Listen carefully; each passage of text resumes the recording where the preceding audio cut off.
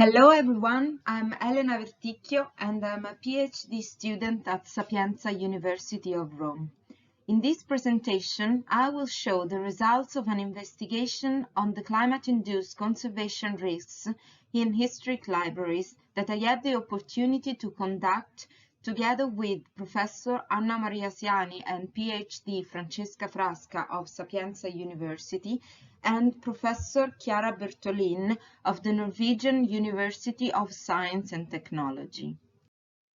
The comparative study involved three historic libraries in Italy, Cagranda in Milan, Delfiniana in Udine, and the Crea Meteorological Library at the Collegio Romano, hereafter called simply Collegio Romano. The libraries are associated with three different temperate climates, corresponding to the Köppen climate classes CFA in Milan, CFB in Udine, and CSA in Rome. The libraries are housed within historic massive masonry structures, respectively from the 15th, the 18th, and the 16th centuries. The indoor climate control strategies of the three libraries are different. Cagranda and Delfiniana have unconditioned free-floating climates. Collegio Romano, on the other hand, has radiators for winter heating and fan coils for summer cooling. Space management is another factor that diversifies the libraries. For example, Cagranda in Milan hosts public events, while Delfiniana is part of the itinerary of the Diocesan Museum in Udine. Finally, the three libraries share a similar composition of the collections, with a prevalence of acidic paper types and various percentages of contemporary and rag paper types. The comparative study involved the long-term microclimate monitoring of temperature and relative humidity and the characterization of the indoor climates inside the three libraries. Then the conservation risk assessment focused on the chemical deterioration of paper collections. These pictures show the plans of the historic libraries. Cagranda has the largest volume, with rectangular shape and high ceiling, up to 12 meters above the floor. Delfiniana has similar features, but smaller dimensions. Collegio Romano has a shorter ceiling and the smallest volume. All the libraries are naturally ventilated and covered by a wooden roof, and have southwest-facing windows on two orders. Cagranda has the major total window area, with windows on three sides, while Delfiniana has the largest window coverage if compared to the total wall area. Two thermohygrometers were placed inside each library to measure temperature and relative humidity at local time. In Cagranda and Delfiniana, where ceilings are high, the probes were deployed at two different heights to monitor vertical temperature gradients. In Collegio Romano, one probe was placed on a shelf and the other one inside a mock-book on the same shelf. As the indoor climate monitoring campaigns were independently planned before this investigation, they covered different periods: 2012 in Cagranda, 2017 in Delfiniana, and 2020 in Collegio Romano. The comparative analysis carried out in this study was based on the measurements collected by the probes at the lower levels above the floor in Cagranda and Delfiniana and on the shelf in Collegio Romano. Looking at the box and whisker plots of temperature, on a yearly basis, the indoor medians were higher than the outdoor ones. The outdoor temperatures differed depending on the site, with Udine having colder average values and larger variability. Although the indoor temperature showed comparable levels from June to September, in cold periods, Collegio Romano experienced higher temperature due to the heating system. The indoor relative humidity values were found to be significantly lower than the outdoor ones. The larger outdoor variability was markedly smoothed out inside the libraries, where the indoor medians resulted to be around 50% in Cagranda and Delfiniana and around 40% in Collegio Romano. Finally, no significant differences were observed in the medians of the indoor mixing ratio values.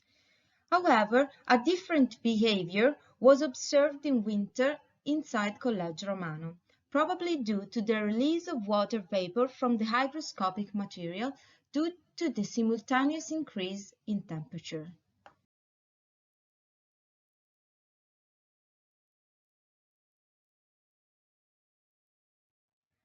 The thermal buffering capacity of the building envelopes was evaluated using the normalized diurnal range, defined as the ratio between the observed diurnal indoor temperature range in the monitored period and the same range measured outdoors in the reference period. For this reason, if the NDR is around zero, the building has high thermal buffering capacity and low ventilation, while if NDR is close to the unity, indoor and outdoor temperatures are practically identical. Negative values of NDR can occur when the effect of the highest outdoor temperature is visible later on the indoor evening temperature. Cagranda had the highest frequency of zero values, meaning that the building envelope is able to cut off most of the largest outdoor thermal variability. In Delfiniana, the NDR values were around zero in winter and negative in summer, when a delay of about 7 hours was observed between the outdoor and the indoor temperature peaks. Finally, in Collegio Romano, the NDR showed a marked variability during the heating period, and the frequency of negative values highlighted a higher heat accumulation if compared to the other libraries, due to both the winter heating and the low air exchanges.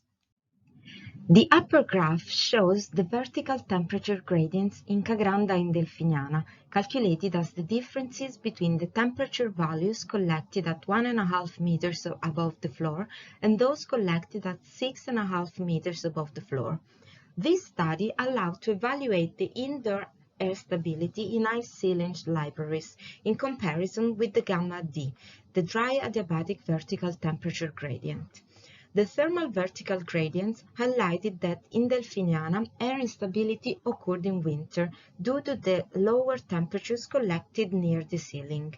This observation was interpreted as the possible consequence of the poorly insulated roof.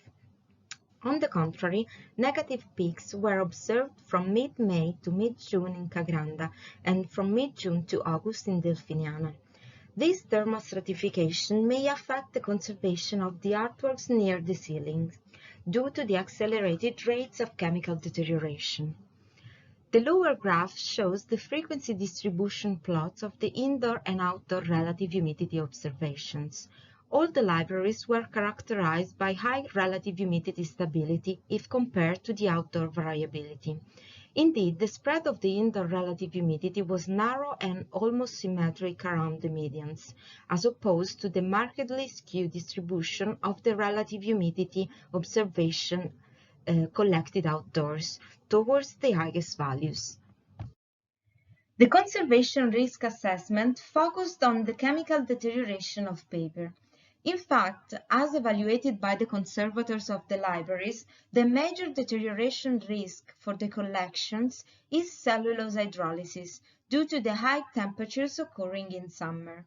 Indeed, no mechanical damage could be attributed to the observed hygrothermal fluctuations, and no fungal proliferation was detected. A validated dose-response function for paper was used to model the rate of paper hydrolysis per year as a function of both the paper acidity and the indoor temperature and relative humidity. Then, the time required for paper to become unfit for use was calculated as a function of the dP, the initial degree of polymerization, and the critical threshold of dP, typically set to 300, at which paper is no longer suitable to be handled by the reader. This graph shows the distances between the expected lifetimes calculated from the hourly observation of temperature and relative humidity and the 500 years planning horizon typical of historic libraries. The conservation risk assessment took into account the cellulose hydrolysis of acetic paper because it is the prevalent paper type in the collections, as well as the most vulnerable one to the climate-induced deterioration. From March to December, the EL values resulted to be lower than the 500 years threshold, meaning that the temperature and relative humidity levels negatively affected the durability of acidic paper. In winter, the low temperatures observed in Cagranda and Delfiniana, where the indoor climate is not controlled, led to significant increase in the EL values. On the contrary, in Collegio Romano, where radiators were active, the acidic collection was under risky conditions. As you may notice from this graph, it is not easy to deduce the overall chemical risk on a yearly and a seasonal basis. For this reason, we defined a synthetic index named as time-weighted expected lifetime, the TUL, to account for an average risk to quantitatively compare the chemical risk for paper over different time windows. The workflow for the calculation of the TUL can be summarized in the following steps. First, calculation of the 24-hour moving average of the temperature observation and the 30 days moving average of the relative humidity observation. Second, the calculation of the EL from the temperature and relative humidity values resulted from the previous step. Third, the calculation of the running sum of the expected lifetime at each time t. Finally, calculation of the seasonal or yearly TUL index as the ratio between the number of observations in the selected period and the final values of the EL run sum. To evaluate the expected lifetime associated with the indoor climate, the temperature and relative humidity observations collected in the libraries were plotted over the curves of equal expected lifetime for acidic paper types, the so-called isochrones. The TUL index was here used to compare the chemical risk on both a yearly basis, represented by thick black curves, and on a seasonal basis, marked as colored symbols, as explained in the legend. The value of the TUL in all the libraries was lower than 350 years in autumn, lower than 460 years in spring, and only around 130 years in summer.